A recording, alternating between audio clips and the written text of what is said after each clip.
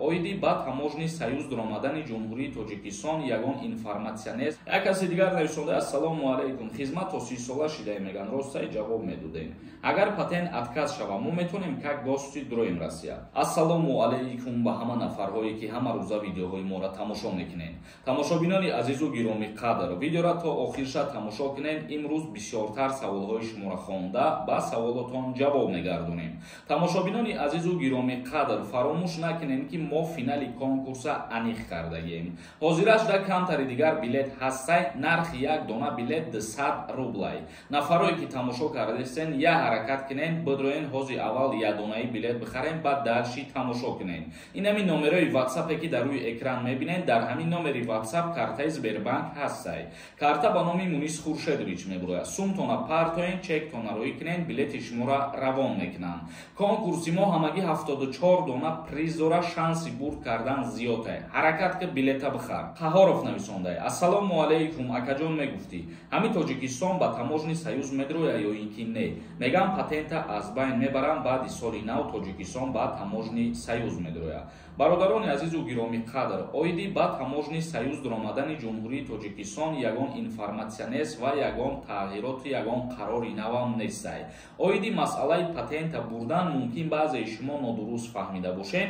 Якчанд вақт пеш буд ки Думаи давлатии Федератсияи Русия як пешниҳод кард ба президенти Федератсияи Русия ва гуфт ки нафарҳое ки бо ҳайси ронанда бор мекашанд, ба мисол фура аз дигар шаҳр ба Россия ё ки аз Россия ба дигар шаҳрҳо, барои ҳамин гуна нафарҳо патент аз байн бурда шавад. Вале ин қонунам ба имзо расидагӣ нест ва патентам аз байн бурда намешавад, фикр мекунам.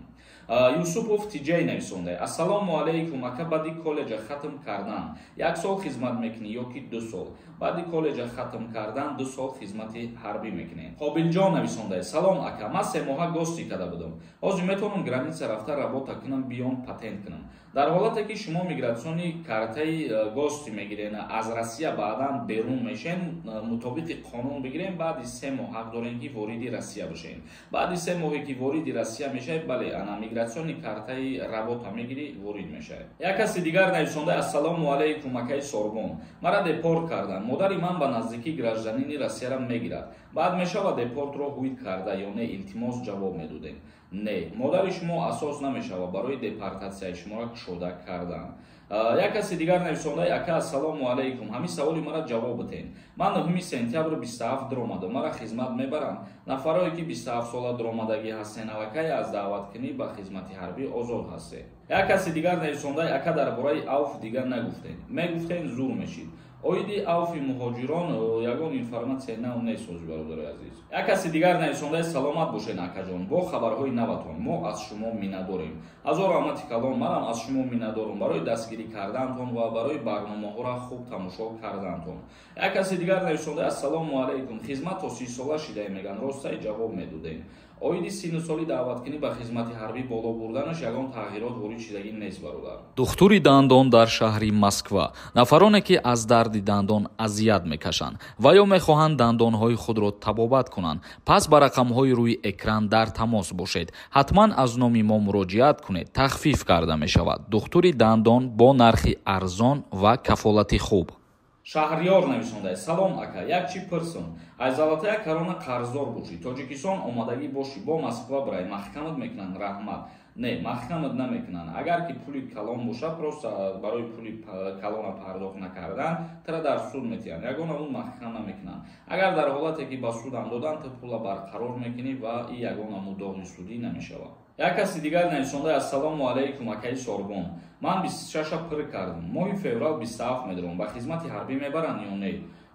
Ҷавоб медодем. 26 сола бошӣ, агар призови тирамоҳиро дар назар дошта бошӣ, ба хизмати ҳарбӣ даъват мешавӣ ва баъдан аз призови тирамоҳӣ аз хизмат озод ҳастӣ. Эркин нависондай: офарин, чотка мефаҳмонӣ, як хелошда аҳамият натеб ба пеш.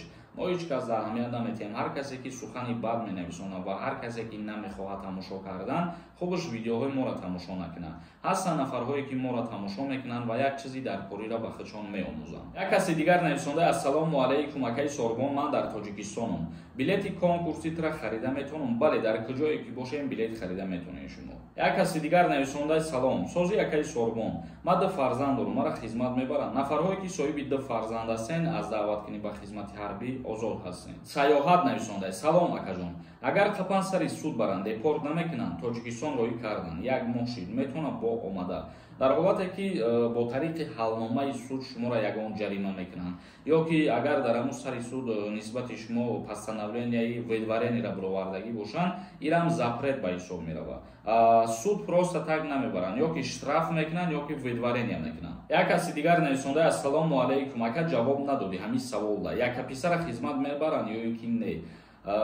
қариб ки ҳар рӯз мо дар ҳамин бора ҷавоб метиҳем, бародарои азиз. Қариб ки ҳар рӯз ҳамин саволҳои такрорӣ ҳастанд ва мо ҷавоб мегардонем. Бисёри нафарҳо видеоро хуб гӯш намекунанд, то охир тамошо намекунанд. Просто нафарҳое ки як фарзанд мебошанд ба хизмати ҳарбӣ даъват карда намешаванд. Умар Шарипов нависонда: ман паспорти Россия дорам, праваи тоҷикӣ дорам. Ҳамаи категорияро метавонам бе экзамен праваи Россия бигирам. این قانون از ماه اپریل سال 2024 قوای قانونی خودش پیدا میکنه که شهروندان خارجی میتونن که به اگزامین پروای روسیایی را دسترس کنن. یک کسی دیگر نویسنده اکای سوربون سازی خوبی اگر پتنت اتکاز شود ما میتونیم که گوشتی درویم روسیه. وقتی که پتنت شما را نمیتین یا که مثال یگان پریچینه داره خودت نگفته دیجا اتکاز میشوه، شما میتونید در این حالت ببروین گرانیسا و اثر نو همچون گوشتی بدروین. بله. یک کسی دیگر نویسنده السلام علیکم اکای سوربون، مرا از روسیه دپورت کردن. پدرم گراجانین روسیه. دپورت مرا که شده میتواند. برادرای عزیز، مثال میگیم پدر مادر یا پریچینه شدن نمیتونن که دپورتاسیون شما با فدراسیون روسیه شده شود. بعضی حالت‌های هست در حالتی که شهروند تاجیکستان در اونجا پاسپورت روسیه گرفتگی، در اونجا زن روس گرفتگی، بعد فرزنددار شدگی. مثال اگر بعد همین شهروند تاجیکا یگان پریچینه خاطی پاسپورتش انولیرovat کنن یا پاسپورت هم نداشته باشه اگر دپورتش کنن، انمو همسر و فرزنداش میتونه که پریچینه بشه.